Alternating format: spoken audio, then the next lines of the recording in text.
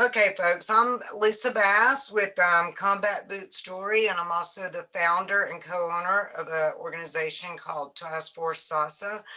Um, you see the jewelry, and we see the ratio of people on the program here today and stuff. So the guys are like, okay, what do I want to do anything with this jewelry? You see, I have cufflinks here. Okay, I served in the Army. I'm a retired major engineer, and I'll go through my journey a little bit more. So what I'm going to kind of do is take this from a perspective of maybe some business development also, and you can see my journey on how I got to where I am and my passion for what I'm doing. But I'm going to open with this, if it works. Fractured through the line. Well, Saturday. So I can be able to go on tomorrow. Daddy's going to be so excited.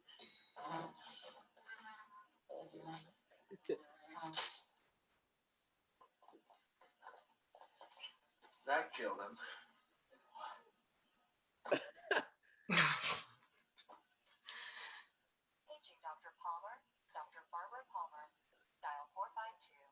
I guess it stops there.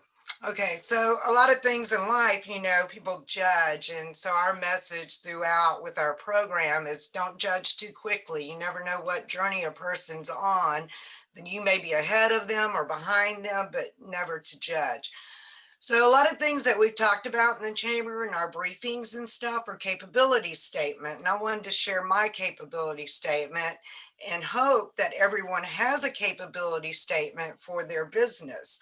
This is what I use actually when I briefed Walmart on their journey on the jewelry, because Walmart actually reached out to me interested in the jewelry. I actually use folks within the chamber. I try to make connections with everybody. So thank you, Irving. This is the final product for our box that I should be getting by January. And this is the presentation box that I'll actually go and speak to AFIs. I've decided not to go with Walmart. It's just because I believe in the spirit behind the jewelry and just didn't want it for anybody out there. And I'm trying to be politically correct, as Irvin has pointed out to me on how I feel about that. But I was trying to look for, I owned a construction company when I retired, and I was trying to look for my construction company capability statement because it's a different industry. It has a different information that needs to be inputted in that. So I wanted to share that with you. If anybody wants a copy, you know, just please let me know. Great example, if you go to the PTAC over at UTA that does business development, you'll actually see my construction statement. They use it in their example book. Okay.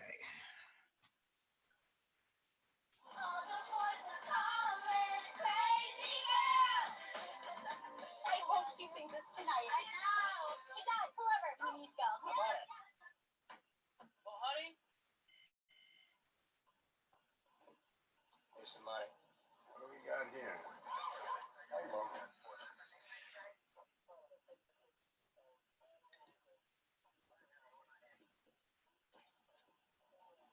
I'm her daddy. Yep, gotta love it. Oops. All right, so a little bit about me. Here's my values. It's God, family, country, and nothing comes in between, and it never has.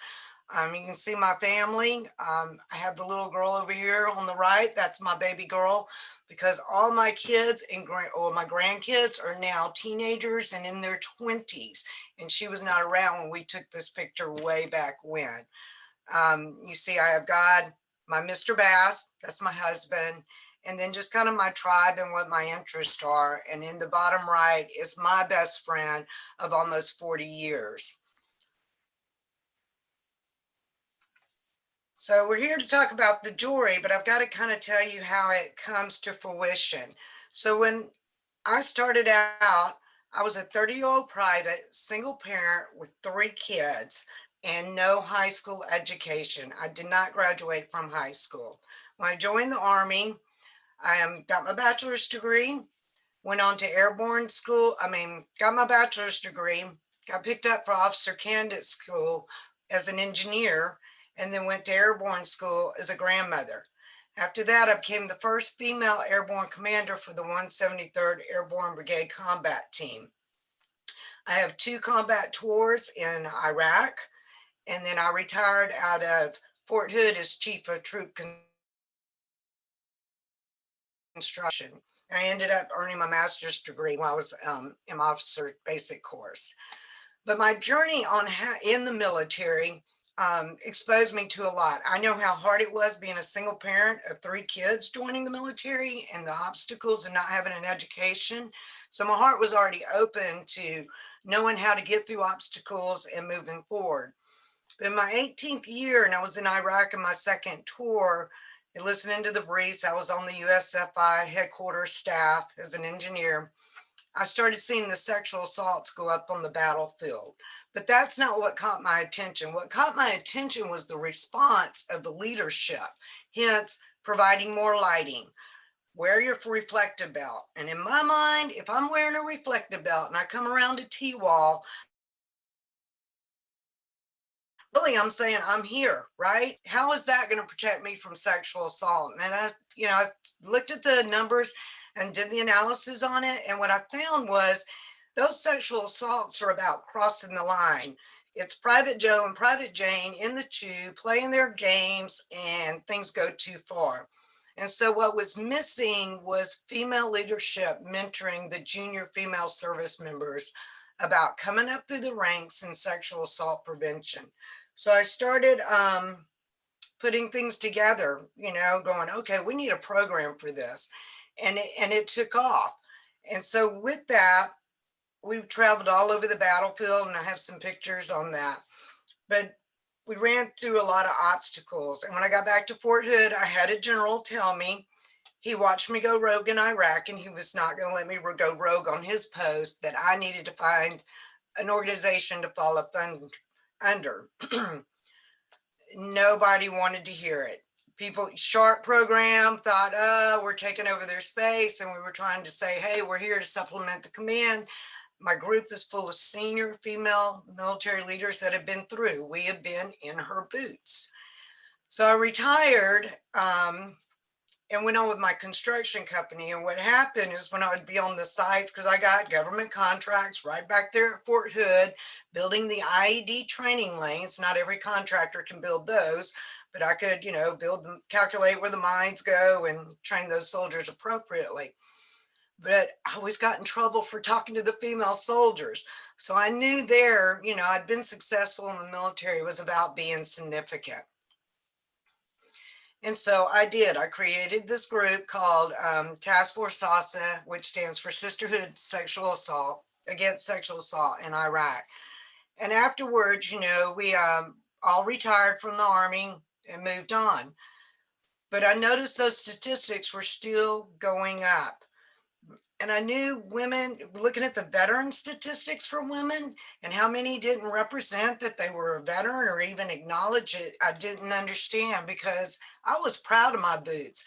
Uncle Sam gave me every opportunity. I joined when it said be all you can be, and I did.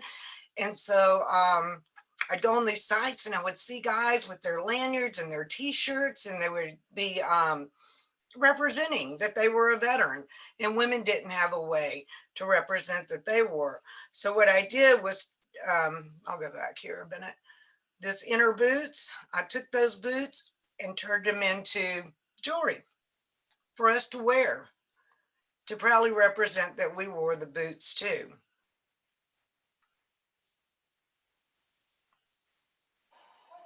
United States Division Center soldiers stationed in Baghdad had the opportunity to see a different approach to sexual harassment and assault during the Sisterhood Against Sexual Assault conference.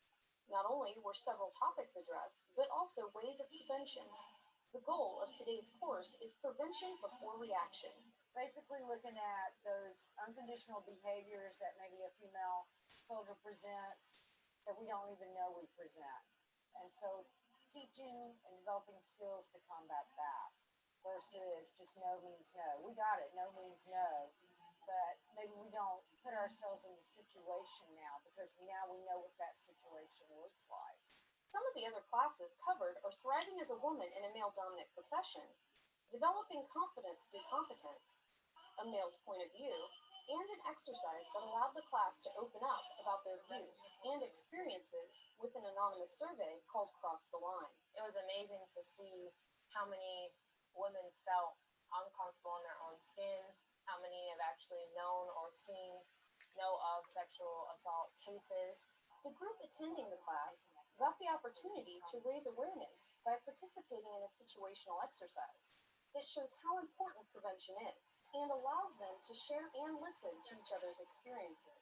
If you don't get people together with this topic in mind, no one ever talks about it. So it's important to get people together and talk about this, because if you don't, it's just one of those things that just keeps getting swept under the rug. It's not tactical. It's not logistics. The theme for the next salsa meeting is making the right choice, which will cover simplify choices by identifying your decision-making process. I'm Specialist Naomi Martini from Camp Liberty, Iraq. So as you can see, we traveled the battlefield talking to women. And it was like we fell up under nobody. I had an idea and I went for it, and I didn't take no for an answer, just like I didn't take no of coming up and joining the military. And I think that's how God uses me now, because it has been 10 years since we retired, but my group has came back together with an addition of Jeff Willey to provide a chapter in our book that will be released in the next couple of weeks. It's just about done. But the alarming rate and everything that's going on, when I came in the military, women were 7% of all of Department of Defense. So now the statistics are 14%. So this 71% of our sisters in arms departing from the military suffer from military sexual trauma is alarming, because that 71% means a lot more to that 14% than it did to my 7% when I came in. But our book's coming out. We're excited. I need to talk to Jeff later on about it, because we got to have a meeting on as we go forward. But I'm excited to say we took everything that we traveled the battlefield with and we put it in a series. So this is a 3-book series. Volume 1 is sexual assault prevention and recovery strategies, because that seems to be the #1 factor of female veterans moving on when they're in the civilian side. The second one is how to thrive as a woman in a male-dominated profession. And the third one is boots to heels, because these women need tools. Things are different from females than they are males, just like it's different for us as we serve in the military. We all have one mission and one goal. We just have a different approach on how we go. And sometimes we need that senior female military leadership to be speaking to those junior female service members in a language that we understand. So here's my big ask. What are some ways that we can partner together to help with the experience for women in and out of the military for 2021? So I hope that you see how my jewelry, the combat boots jewelry, ties into the overall program. So when you look at that jewelry now, you have a different spirit about it. It's not just a piece of jewelry. I like to say we, served our country, we served our branch, but we earned our boots. And so with that, if you have any questions, I'll be more than happy, or any suggestions on how we can partner. And again, here's my information. I would ask, my one personal ask, if you would please go on and like our Facebook page, our Instagram, share us, consider us as a gift for the veterans, because the purchases and the proceeds go to publishing this book to get it into active duty service members' hands. And with that said, how I believe heart and minds align, as long as we keep that, we'll always be straight. Thank you. Lisa, I have to say that the more I learn about you, the more impressed I get. Seriously, I mean, to start the business that you did alone is a huge accomplishment, but your roots behind your cause in trying to prevent and help people in their lives is amazing. So I Well, want to thank you. congratulate you for that.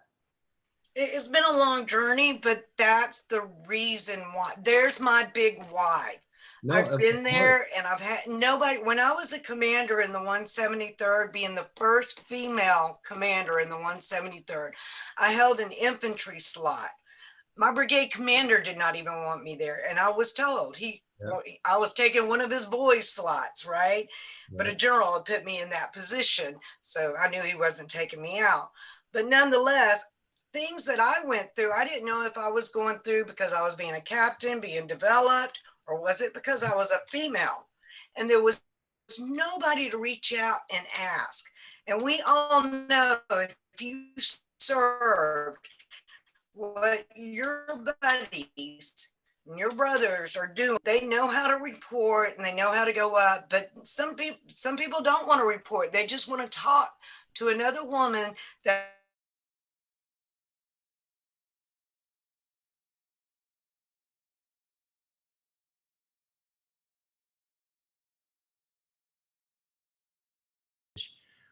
further. So I'm going to make that introduction to you today. And Lisa, I'm going to back Irving on that. Holly Kaplan is a very dear friend of mine. I've known her for many, many, many years.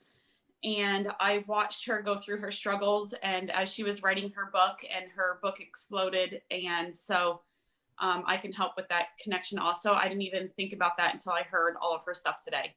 Yeah, what a small world though. That's kind of cool that you know Holly. She's fantastic. So go ahead and make those introductions to each other.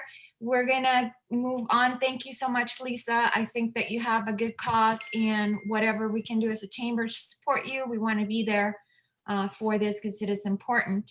We're gonna